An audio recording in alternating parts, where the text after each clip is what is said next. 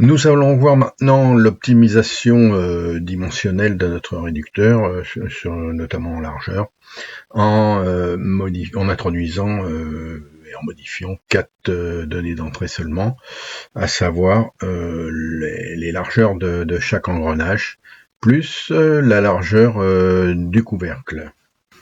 Bien, nous avions vu dans une fois précédente le montage d'une suite de pignons pour faire une chaîne cinématique ou en réducteur ou bien les deux à la fois. Nous allons voir maintenant un assemblage complet constituant un réducteur complet. Un réducteur est un équipement, comme son nom l'indique, est un équipement destiné à réduire la vitesse. Celui-là, c'est un réducteur à train d'engrenage. Je rappelle qu'un engrenage dans la mécanique, c'est l'assemblage d'un pignon et d'une roue dentée. Alors ici, nous avons un engrenage qui donne une réduction suivi d'un deuxième engrenage qui donne une nouvelle réduction suivi d'un troisième engrenage qui donne une autre réduction. Donc à trois engrenages. Ici, la réduction totale, on la calcule. Ce que je fais ici, le rapport de réduction de 0,12, c'est-à-dire que on multiplie la vitesse d'entrée par 0,12 et on a la vitesse de sortie. Ou la réduction, c'est l'inverse de ce nombre-là. Donc ici, pour la constitution, on a des arbres montés sur des roulements à rouleau conique. De ce côté, donc un carter en deux parties, carter principal et un couvercle. Dans le couvercle, on a ici des cages à roulement qui sont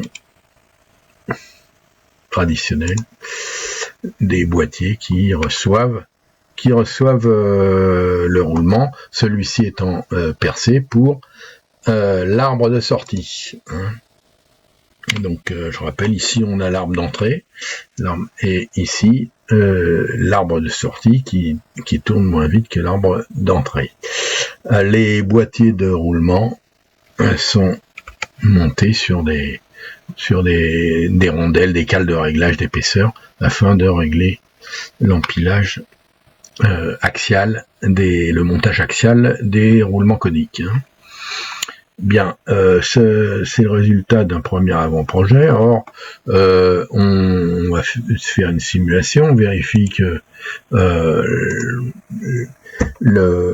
il est surdimensionné par rapport on va supposer qu'il est sous-dimensionné par rapport au couple à transmettre et durée de vie. Donc, on peut réduire les pignons en largeur.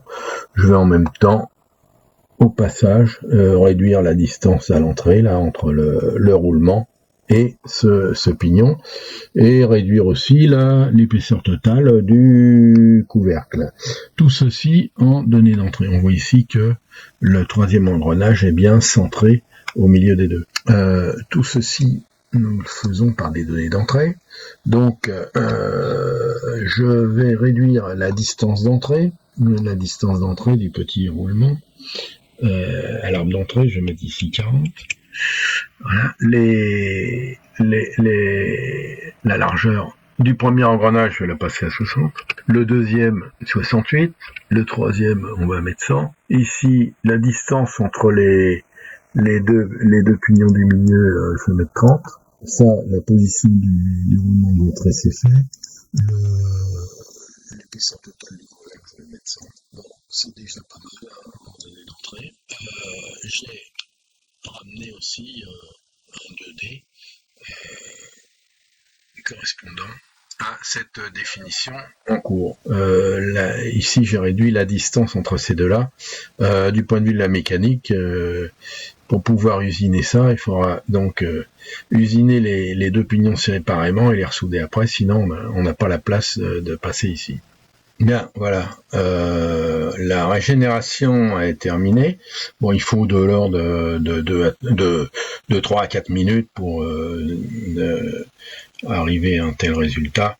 C'est du temps machine, à savoir que les machines progressent et donc ce temps va diminuer. Je ferai remarquer que quelles que soient les modifications engagées, ici on est toujours au centre hein, de cet espace ici.